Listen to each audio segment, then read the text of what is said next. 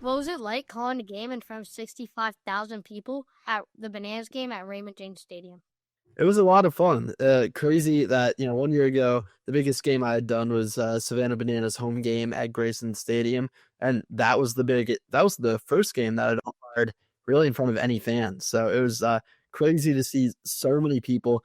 And I think just how effectively the Bananas did everything that they did on the biggest scale that they'd ever done. So it was really exciting and I think super promising for the entire team. What was it like for you, like being there? Like, are there nerves like a player would have like before the game, or are you just ready to go? I mean, like, how were your emotions like going into something like that and seeing all the fans and all the excitement? Like, again, I know you've done banana games, but 65,000 people is a lot of people. Yeah, no, it's a lot of people, and you start to, hear the roar while you're getting ready in the locker room about to head out. I think it's more excitement at this point. Definitely, it was nerves when I was going out to umpire at my first MLB stadium, which was Fenway Park. So a lot of nerves there, nerves for the first banana game that I did, but at this point now, it's just excitement to get out there. Now, how the heck did you get to do that? Walk us through the journey of posting your first video that got 300,000 plus views. Umpiring in your old Little League to one of the biggest games in ever played in a baseball game. 2 to 3. Definitely. So, all the way back, I played baseball all the way growing up. Loved it. I now run track and cross country in college, but played baseball all the way growing up. And I got to know the umpires in my local Little League really well. And they said when I was older, I could be an umpire as a part-time job. So when I was 16, started umpiring in the same Little League that I grew up playing in, side by side with the same umpires that I grew up playing under, which was a really cool experience. I loved it as a part-time job. I was able to do it while I was still playing. It was fun. I was out in the baseball field making good money. It was just a really good experience. But my Little League had huge umpire shortages, which I experienced when I was playing and when I was umpiring. And I realized that none of my friends realized they could become part-time, work at a part-time job as a baseball umpire. So about 2.5 years ago, I went out with my iPhone and my little brother is the cameraman, and I made a video about why being an umpire is a great part-time job. And the first video got 300,000 views, and Umpire Channel has grown from there.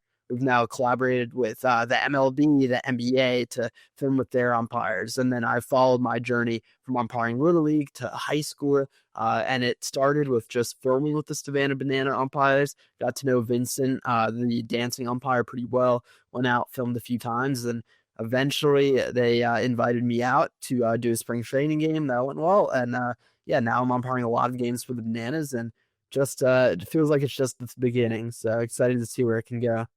That's crazy. And like 2.5 years, like to go from, that quick, it's like meteoric. Plus you're in school, right? You're still in college. So like this is all happening really, really fast. But I think one thing that's super interesting, at least from my side, like thinking more from the business perspective, is that you picked like a niche within a niche, right? There's so many people who are covering it from the player side or the gear. Like you came in from the umpire side, which obviously that's what you were doing at part-time, but that's unique. And I think it helped you to stand out because you're the only one creating umpiring content. So do you think that just picking that niche helped you get an in with some of these organizations and getting some of the views because it was different from what every other baseball creator was doing? Absolutely. I think picking something really unique to yourself is so important and so integral to the success of the channel. And yeah, this is something that no one's ever seen before. The majority of the videos that I make are, the first time that they've ever been made. No one's ever seen what it's like to be an MLB umpire, what it's like at MLB umpire camp, a day in the life umpiring for the Bananas. No one's ever seen it. So I think it was a huge part in the channel standing out and in it building this really incredible community that it's built so far. So not only like from the creator side, was it like the first creator creating a video at like an MLB umpire camp? Was it probably the first time that they were even asked to be filmed by a creator, right? So it's new to them as well. So they have to like some of the promotion, the publicity that you're bringing to it. Like you're almost like, it's cheesy, but like you're making it cool to be an umpire, right? In that regard. So they probably like that as well.